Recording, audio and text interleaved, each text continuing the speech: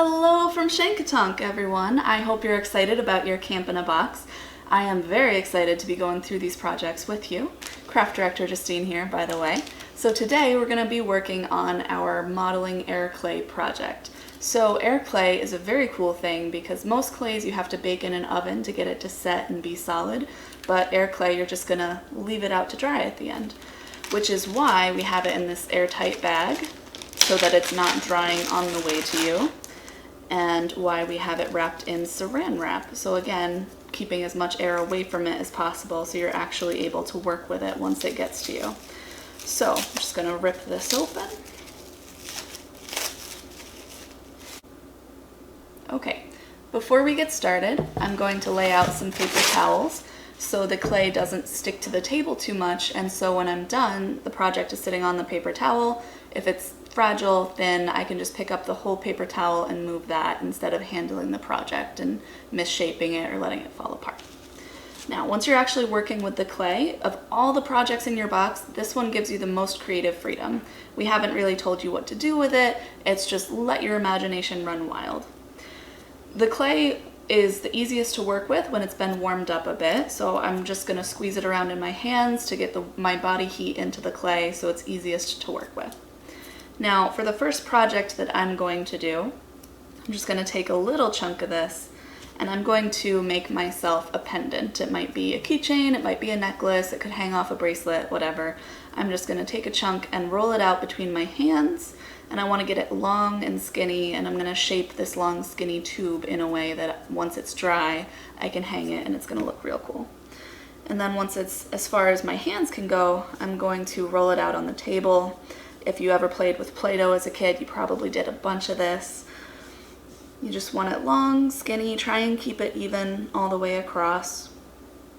And on your project that came with this kit, on the instruction list, it gave you a whole bunch of ideas that you could do. You could make little sculptures, you could see if you could make this whole block into someone's face, you could turn it into a pencil holder, you could make yourself a trophy. You could do whatever you want with this. Like we said, just let your imagination run wild. Okay, I think the chunk I took was a little bit bigger than I wanted it to be because this is, I think, a bit more clay than I'm going to use in one pendant. Let's see. So I'm going to start by just taking my paintbrush that comes with the kit and just wrap it around a little bit to help keep shape. And I think I want to do just a big old spiral. So I'm going to start small in the middle with the paintbrush's help. And then I'm going to just shape it here on the paper towel.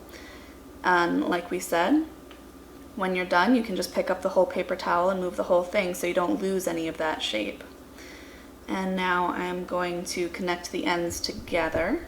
Connect the one end around the thing. Okay, I'm going to use the paintbrush again to just help me smush that together. The nice thing about the clay is it sticks to itself very easily, so it just takes a little bit of pressure to get that in there. If you want to make it a little more secure, you could score it, and to score it I would take a knife or a toothpick and just make some little marks on one side, make some little marks on the thing I'm sticking it to, and then stick those little scratched up marks together. That makes it a little bit easier for it to hold itself together. So right now I've got a spiral teardrop pendant here, and I'm just going to pinch the tops of this teardrop together and use my paintbrush to make sure there's still a hole there, and that hole is where I'm going to stick a thread through and wear it as a necklace later. Okay, so you could do all sorts of things with just shaping tubes like that. Okay, now the other project I'm going to try today is we're going to make a flat pendant. This one's going to need a little bit more clay because it's going to be solid instead of having all the gaps that the tube has. And this one, if you have a rolling pin or a cardboard, an empty paper towel tube, you can use those to roll this out. Today I'm just going to use the paintbrush that comes with the kit. And I'm just going to roll this up so it's nice and malleable, get any cracks out of there, any air bubbles out, and then I'm going to smush it down to start with to make the paintbrush's job easier. and I'm gonna roll it out. Now the reason I'm doing a flat one today is to help you experiment with textures and with different ways you can shape the clay that you couldn't just do with your hands. So I'm gonna try and get a circle. If it's not perfectly round, that's okay. If you've got cookie cutters, you could use a cookie cutter to get any shape you want. I don't have any of those with me, so I'm just gonna try and wing it as best I can. All right, I'll smooth out the edges a little bit with my fingers. All right, so the texture that I'm gonna work with today is some flowers, some nature life. Before I came in here to do this video for you, I went on a little walk and found some nice lovely flowers. And they're a little bit smaller than I wanted them to be, but I still think that they're gonna look pretty cool. So I'm going to spread out the petals a little bit, and I'm going to just gently push it into the clay. Okay, once it's started a little bit, I'm gonna use my paintbrush to help get all of those details in there. I wanna see every petal. If you have any other kind of nature sitting around at home, whether it's leaves or grass, if you've got some cool rocks that you want to get the shape of in there, you can try and do all sorts of things. Okay, and then I'm just going to pluck it out, and you might see it left some debris behind. Luckily I've got the paintbrush to just kind of smush that out. So once that's all cleaned out, I'm gonna try another one. This time I wanna try and get the sides of this. I'm going to pluck off some of this and just come in here from the side. And I'm gonna get the stem, the whole stem, and all of these little buds up here.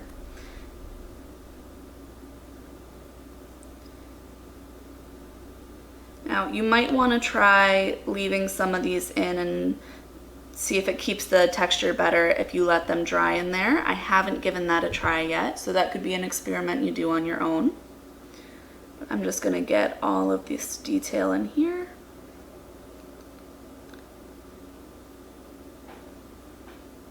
And then I'm gonna pull this right out. This looks great. I can see the whole stem, every detail. The buds sink in pretty deep, so that's going to look really interesting once it's dry. And I just want to get a couple more of the little flowers around the edges. I think that's going to look really cool.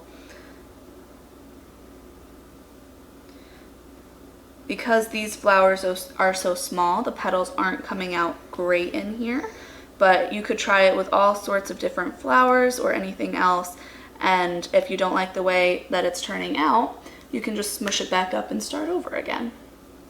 So I'm going to get all of that out, and then just smooth the edges down one more time. And then I'm just going to add a little bit of relief around the edges. I'm going to use the bottom of the paintbrush and just poke a neat little design around the outside of this ring. If you have other tools you want to use to draw in this, you could use a toothpick to draw whatever you want in here. You could see what you've got at home, try and press something in or wrap it around and see if you could make a hat for your Barbie doll, whatever it is you want to do. This is super flexible. And because I want to wear this hanging up, I'm now going to do one last step. I'm going to poke my paintbrush all the way through and leave a nice hole so that I can hang it up afterwards. I just want to make sure I leave enough space between the outside of the clay, between the hole, so that it's not going to just crack as soon as I hang it up and it's got its weight on it. Okay, so now the next step is probably the hardest step. You just have to let it sit and dry. The thicker it is, the longer it's going to take to dry completely. Because mine are relatively thin, I think one night is going to do it. I'm going to leave them alone for 24 hours. If it's thicker, you might need to wait 2 or 3 days before you come back. And after that, we're going to paint them with the nice little paint cups that you got in your kit.